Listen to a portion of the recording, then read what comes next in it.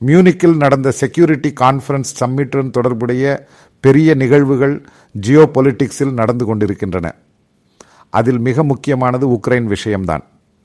அமெரிக்க vice president J வான்ஸ் வருகிறார், அதை அபிசம்போதனை செய்கிறார், பேசுகிறார். பிரச்சனை உண்மையில் ஐரோப்பிய நாடுகளுக்கிடையேயும் ஐரோப்பிய யூனியன் உள்ளேயும் ஒரு வெர்டிகல் ஸ்பிளிட் ஏற்படும் என்று இருக்கிறது. இதுதான் அமெரிக்கா விரும்பியது. இவர்கள் ஒன்றாக நிற்கக்கூடாது. காரணம், சில விஷயங்களில் இவர்கள் ஒன்றாக நின்று அமெரிக்காவுக்கு எதிராகவும் மற்ற பல நாடுகளுக்கு எதிராகவும் பிரச்சனை உண்டாக்குகிறார்கள். இதை பற்றியே இந்திய வெளியுறவுத்துறை மந்திரி ஜெய்சங்கர் ஒரு பிரஸ்தாவனையில் கூறினார். ஐரோப்பிய மேற்கத்திய நாடுகள் பல வழிகளில் இந்தியாவை தாக்க முயற்சிக்கின்றன. இந்தியாவுக்கு எதிராக டிபேட்கள் நடப்பது ஐரோப்பிய பார்லிமெண்டில். இதனுடன் தொடர்புடைய சுவாரஸ்யமான நிகழ்வுகள் உண்டாகின்றன. ஐரோப்பிய யூனியனின் உள்ளே பிரெக்சிட்டுடன் தொடர்புடைய பிரிட்டன், அதன் உள்ளே இல்லை என்றாலும் பிரிட்டனின் பிரைம் மினிஸ்டர் ஒரு தீர்மானம் கூறினார், பிரிட்டிஷ் படைகளை உக்ரைனுக்கு அனுப்பலாம் என்று. முதல் நாள் அப்படி கூறினார். இரண்டாம் நாள் அவர் மாற்றி கூறுகிறார். முன்பு பிரான்ஸ் கூறியது உக்ரைனில் சேனை அனுப்பலாம் என்று. ஆனால் ஜெர்மனி மாறி நின்றது. இப்போது என்ன நடக்கிறது? பிரிட்டனின் இந்த தீர்மானத்துடன் பிரான்சுக்கு ஒத்துப்போகிறது. ஆனால் பிரான்சுக்கு அமெரிக்காவை பயம். திடீரென பிரிட்டன் திரும்பியது. காரணம், அமெரிக்கா ஆதரித்தால் மட்டுமே உக்ரைனில் படை அனுப்ப முடியும். ஜெர்மனி என்ன கூறியது? அமெரிக்காவிடமிருந்து ஆயுதங்கள் வாங்குவதில் எந்த குறைவும் இருக்காது. அவர்களின் டிஃபென்ஸ் பட்ஜெட் 4% மேலே ஆண்டு பட்ஜெட்டில் மாற்ற தயாராக உள்ளனர். புரிந்து கொள்ள வேண்டும், போலந்து ஏற்கனவே இன்று 45 முதல் 5 முதல் 6% வரை அவர்களின் ஆண்டு டிஃபென்ஸ் பட்ஜெட்டை மாற்றியுள்ளனர். காரணம், ரஷ்யா உக்ரைன் இஷ்யூ தொடர்பாக. அது ஒரு தீர்மானத்தின் பகுதியாக இருந்தது. காரணம், இவர்களுக்கு எல்லாம் செக்யூரிட்டி கொடுப்பது அமெரிக்கா தான். செக்யூரிட்டி கொடுக்கும்போது நீங்கள் அதே போல் பதிலளிக்கவில்லையா என்று ட்ரம்ப் கேட்டது ஒரு ஜெனுயின் குவெஸ்டியன் ஆகும். அப்பொழுது பிரான்ஸ் கூறுகிறது, அவர்கள் அவர்களின் பொருட்களை டெவலப் செய்து கொள்ளலாம் என்று. அதற்கு அமெரிக்காவுக்கு எந்த பிரச்சனையும் இல்லை. ஆனால் உக்ரைன் ரஷ்யா போரில் நீங்கள் பாருங்கள், அதிகம் ஆயுதங்கள் கொடுத்திருப்பது மற்றும் உக்ரைனை பொருளாதார ரீதியாக ஆதரித்திருப்பது ஐரோப்பா அல்ல, அமெரிக்கா தான். முதலில் நீங்கள் புரிந்து கொள்ள வேண்டும், இந்த ஜெர்மனியில் இந்த டிசம்பரில் 23 தேர்தல் நடக்கிறது. ஸ்காட்ஸ் தோல்வியடையும். அங்கு FT என்று கூறிய கட்சிக்கு பெரிய சீட்டுகள் உள்ளன. ஆனால் கிறிஸ்துவ ஜனநாயக கட்சி மைய கட்சியாக அதிகாரத்தில் வரும். லேட்டஸ்ட் சர்வே அப்படி கூறுகிறது. ஆனால் மீண்டும் பிரச்சனைகள் உள்ளன. ஏன்? ஐரோப்பிய நாடுகள் ஐரோப்பிய செக்யூரிட்டியுடன் தொடர்புடைய, அதாவது அந்த நாடுகளின் செக்யூரிட்டியுடன் தொடர்புடைய இவர்களுக்கு ஒன்றாக நிற்க ஏன் முடியவில்லை? இதுதான் கேள்வி. இது ஒரு ஜெனுயின் கேள்வி. இந்த JD வான்ஸ் கேட்டது, ஏன் உங்கள் செக்யூரிட்டி உங்களால் சுயமாக ஏற்றுக்கொள்ள முடியவில்லை என்பதுதான். காரணம், அவர்களுக்கு அவர்களின் செக்யூரிட்டிக்காக இதுபோல அவர்களின் வளர்ச்சியின் இவ்வளவு சதவீதத்தையும் அவர்களின் ஆண்டு பட்ஜெட்டின் இவ்வளவு சதவீதத்தையும் மாற்றி வைக்க அவர்கள் தயாராக இல்லை. ஐரோப்பிய நாடுகள் எல்லாம் கூறுவது, அவர்களின் செக்யூரிட்டி என்று கூறுவது முழுவதும் அமெரிக்கா கையாள வேண்டும் என்பதுதான். அவர்கள் பணம் கொடுக்க தயாராக இல்லை. இங்கேயே பிரச்சனை உண்டாகிறது முழுவதும். அதேபோல் JT வான்ஸ் கேட்ட ஒரு கேள்வி உள்ளது. அமெரிக்கா பல முறை இந்த பல ஐரோப்பிய நாடுகளிடம் கூறியது, நீங்கள் இந்த கூறிய கள்ள நுழைவாளர்களையும் அதேபோல் அரேபிய நாடுகளில் இருந்து வருவோரை நீங்கள் இவ்வளவு அனுமதிக்கக்கூடாது என்று. அது உங்கள் செக்யூரிட்டியை பாதிக்கும். பல முறை உண்டு. பல ஸ்டேட்மெண்ட்டுகளும் பல வழிகளில் இந்த நாடுகளிடம் பல வழிகளில் கன்வே செய்தது. ஆனால் இந்த நாடுகள் எல்லாம் அமெரிக்காவின் இந்த கூறிய ஆலோசனையை முழுமையாக தள்ளிவிட்டன. அதனால் இன்றைக்கு இந்த நாடுகள் எல்லாம் பாதிக்கப்படுகின்றன. இது யதார்த்தம். JT மான்ஸ் கேட்ட பிறகு இந்த கூறிய பல ஐரோப்பிய நாடுகளுக்கு பிடிக்கவில்லை. எங்கள் விஷயத்தில் ஏன் இப்படி சொல்கிறீர்கள்? அவர்களிடம் சொன்ன ஒரு விஷயம் உங்கள் அரசியலில் அல்ல சொல்வது. இந்த கூறியவர்கள் கள்ளமாக பல நபர்களை அரேபிய நாடுகளிலிருந்து அங்கு டென்ஷன் வந்த பிறகு நீங்கள் ஏன் அவர்களை உங்கள் நாட்டில் அனுமதித்து சிட்டிசன்ஷிப் கொடுத்தீர்கள்? ஏன் அவர்களை உள்ளே அனுமதித்தீர்கள்? இப்போது நீங்கள் தான் இதை சகித்துக் கொள்கிறீர்கள். அதற்கு மற்றவர்களை படித்த பிறகு என்ன விஷயம்? கேள்விக்கு பொருத்தம் உள்ளது. அதற்கும் ஐரோப்பிய நாடுகளால் பதில் கொடுக்க முடியவில்லை. இதுதான் ஐரோப்பாவின் மிகப்பெரிய பிரச்சனை. ஒரு காலத்தில் பெரிய நிகழ்வாக இருந்தது. ஐரோப்பிய நாடுகள் நிச்சயமாக அவர்கள் அனைவருக்கும் அமெரிக்காவின் ஆதரவு இருந்தது. ஆனால் இப்போது ட்ரம்ப் என்ற புதிய ஆட்சியாளர் வந்த பிறகு இதன் மோடஸ் ஓபராண்டி முழுவதும் மாற்றப்பட்டுள்ளது. உங்கள் சொந்த செக்யூரிட்டி டெவலப் செய்யலாம். அது முன்பு ஒரு விவாதம் இருந்தது. ஐரோப்பாவிற்கு ஐரோப்பாவின் சொந்த செக்யூரிட்டி டெவலப் செய்ய வேண்டும். அன்று இவர்கள் பெரிய விஷயமாக எடுத்துக்கொள்ளவில்லை. பின்னர் நாடோ உருவாக்கப்பட்டது. பின்னர் இவர்கள் நாடோவில் தான் பெரிய இஷ்யூ ஆகும். இதற்குள் தான் அமெரிக்கா பலமுறை கூறியது துருக்கியுடனான உறவை குறைக்க வேண்டும், இல்லையெனில் துருக்கி ஐரோப்பிய நாடுகளைப் போல இந்த கூறிய ஆர்கனைசேஷன் வழியில் செல்ல முடியாது. இஸ்லாமிய அடிப்படைவாதத்தை துருக்கி இப்படி ஊக்குவிக்கிறது என்றால் ஐரோப்பிய நாடுகள் ஆதரிக்கக்கூடாது என்று அமெரிக்காவின் டிமாண்ட் ஆகும்.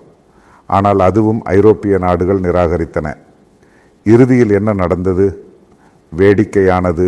இந்த நிகழ்வு நடந்தது. அதாவது மியூனிக் செக்யூரிட்டி சம்மிட்டினுள் ஐரோப்பிய நாடுகள் அடியோடு சிக்கின.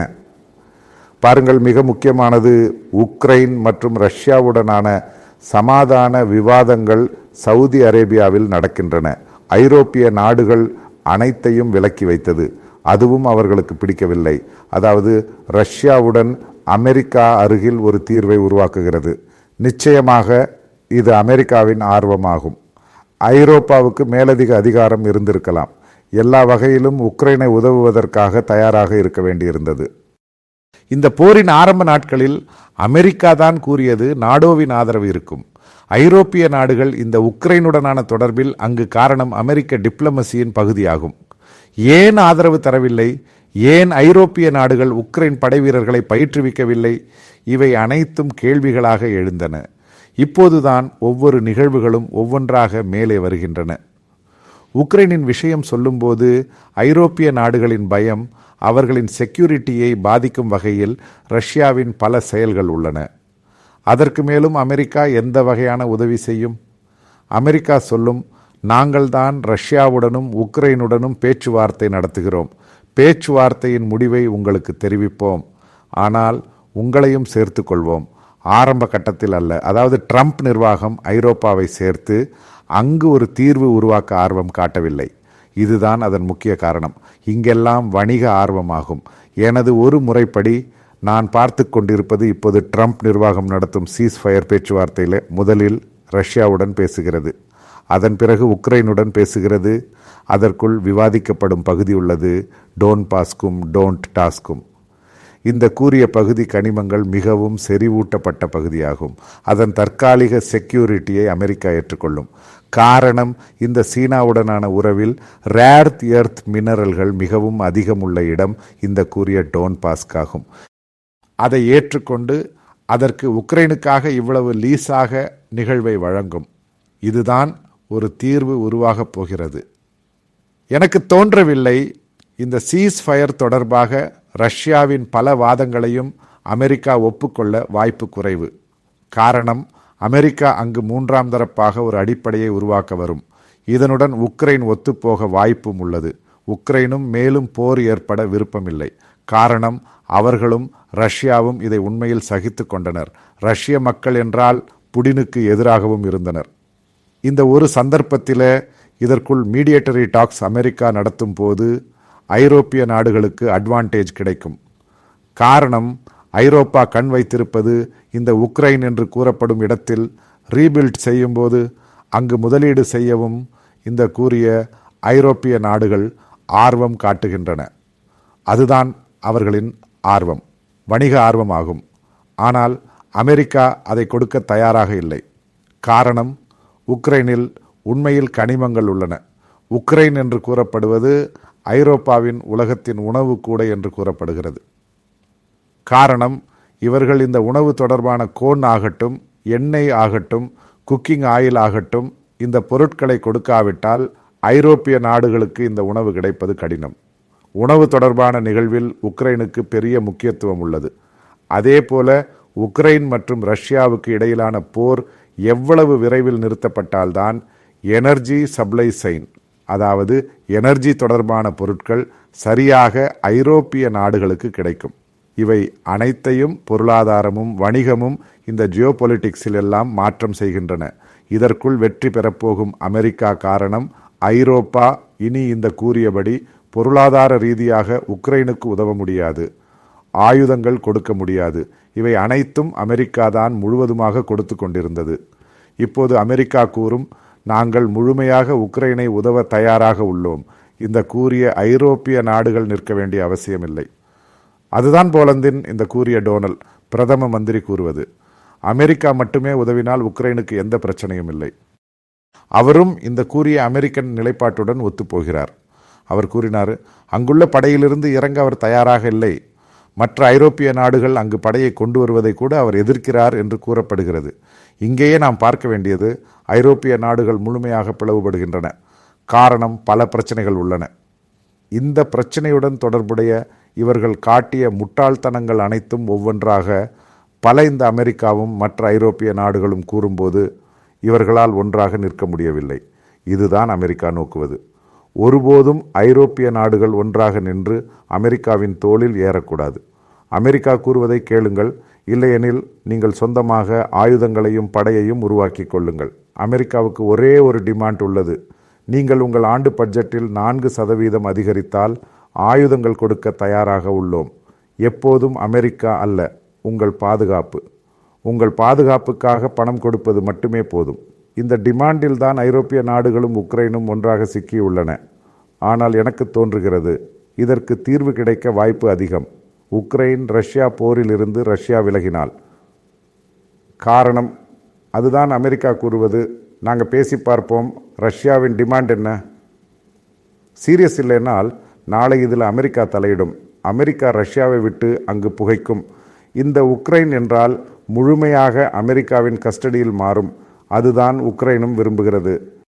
காரணம், அமெரிக்காவின் பாதுகாப்பு இருந்தால் மட்டுமே உக்ரைன் என்று கூறப்படும் நாடு நாளை எந்த தொந்தரவிலிருந்தும் அல்லது நாளை இந்த பால்டிக் நாடுகள் வரை ரஷ்யா பிடித்து கொள்ள வாய்ப்பு உள்ளது.